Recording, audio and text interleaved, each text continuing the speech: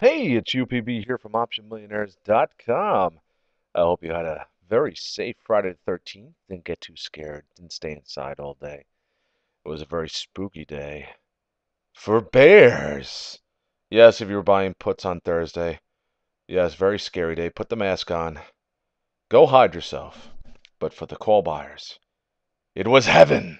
It was a great day. Seriously, just a great ending to a what ended up being just a basically non-existent week because we closed pretty much where we started. If you watched some of my videos this week, you would have known that was going to happen because that's pretty much what I said was going to happen. If we held support, we were going to close exactly where we started. And who would have thought on Thursday, say yesterday, that we would have closed where we started the week because we needed a huge move. And guess what we got today? A huge move. Huge move for the stock market means an even bigger move for options, stock options. Those of you who don't know stock options, not familiar with stock options, you can turn a little bit into a lot. And that's why I trade stock options because you don't have to invest a lot of capital and you can actually return a lot of profit just off a little bit of an investment. So that's what I did this week. Actually, on Thursday, coming up to the week on Thursday, I wasn't doing so good. I'm still playing it small, trading only a couple of option contracts every day, and I was doing the same thing yesterday, and I bought 5 option contracts. 3 of the 5 were winners today. So if you were in the chat room at 11 o'clock in the morning, you would have seen me buying GDX right down here. I'll just make it a little clearer for you. GDX, 4150 calls at 12 cents. And GDX, those calls went up to 93 cents today. Just a fabulous run. On the day, they were actually up 70%, and that was just because they pretty much maxed out the gains here.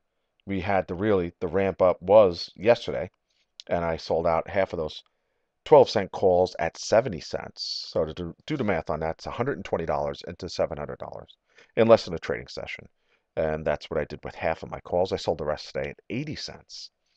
And that's why we trade stock options. That was I made the trade and I posted it right away. You could have actually gotten in at about 13 cents, even 12 cents if you put the bid in. And then we started to ramp higher there on GDX. Just a great trade. And FCX, why did I get into FCX? Now look, if you look back at the GDX, let me just show you real quick. The GDX trade I got into at 11 o'clock. Now, fast forward here. FCX here at 11 o'clock. Those calls were about 30 cents. We spiked higher with the GDX and then we fell. And FCX is a gold copper miner, and GDX tracks, it's an ETF that tracks all of them. So when GDX was heading higher and FCX was kind of lagging, I thought it might be a good opportunity to get into FCX calls. So I got in right here about 1 o'clock, 2 hours later, at 29 cents right here. And look what happened. I got out half my calls, I believe at 80 cents yesterday on a spike up. And then I got out of the rest of them over $1 just for a tidy profit. And they ultimately hit $1.32, so that's 29 cents into a $1.32 or $290 into $1,320. Just a great gain. Now, if you wanted to put a little less capital in, you could be looking at 29, so that'd be just, I mean, you cut it in half, you're talking 100 into $600. So just either way, no matter how you cut it, it's just a great potential gain there. And another trade I made was Goldman Spectacular. That's what I call them these days now. Right after I made that GDX trade, I saw Goldman Sachs dipping here. I actually got in right about here, just before my, in between my GDX and FCX trade. I got in at 38 cents, and Goldman Sachs did not disappoint. The reason I made this trade was I saw JP Morgan Chase. A lot of people getting into that because their earnings were today.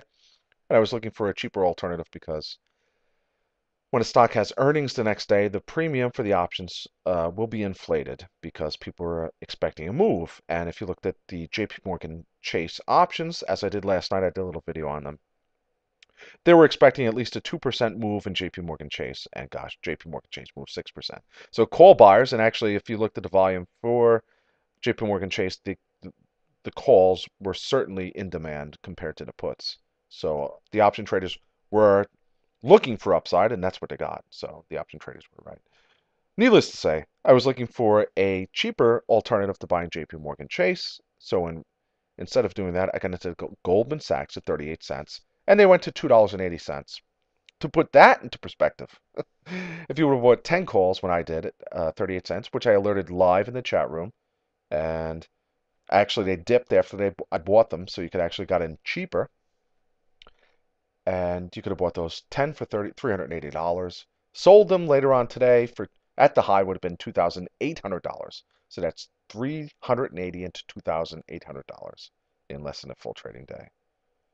How's that? That's pretty nice, huh? And that's why we trade stock options. Now you could have traded Goldman Sachs and you would have made yourself, 3%. That's what stock was up today.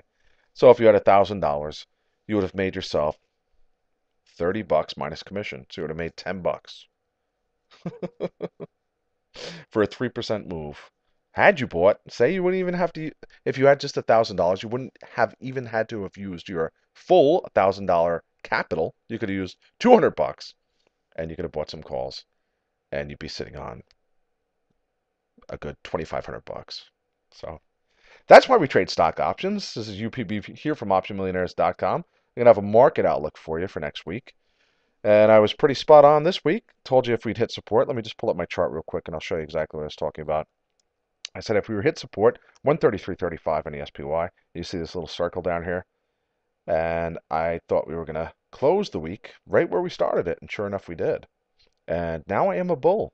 I am back to being a bull here. We have broken above this. Actually, we need to break through to 136.20, 136.15, I believe, in the SPY. But the trend up from June 4th is still intact. So if you pull back a little bit here.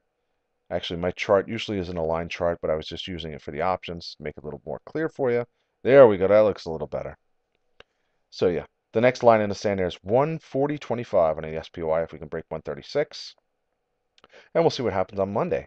Whether or not this was just a short covering rally, which I think some of it could be explained via short covering, or was this a more of a move higher that we're going to see a continuation of next week and into the heart of the summer, into August. So I think we could ultimately see 140 and, like I said, 140.25 on the SPY, but we'll see. I'll have my market outlook. We have earnings coming up. It's going to be a lot of things going on in the next couple weeks. So it's going to be a fun time. UPB here from OptionMillionaires.com. What a great end to a wild week again. And have yourself a great weekend. Goodbye.